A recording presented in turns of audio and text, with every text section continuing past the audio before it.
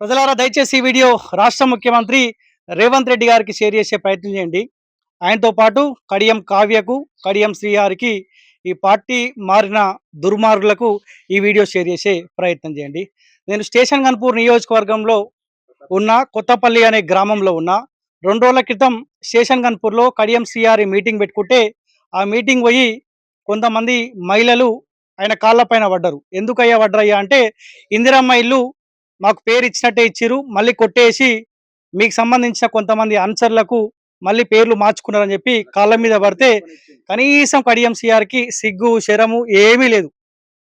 నేనేమంటా ఉన్నా, నీకో కూతురు ఉంది కదా, నీ కూతురు భవిష్యత్తు కోసం పార్టీ మారినావు, ఎంపీ టికెట్ తెచ్చుకున్నావు, గెలిచినావు కదా, మరి మిగతా తల్లుల పరిస్థితి, నీ కూతురు లాంటి మహిళల పరిస్థితి ఏంది ఒక్కసారి నేను ఆలోచిస్తా ఉన్నావా?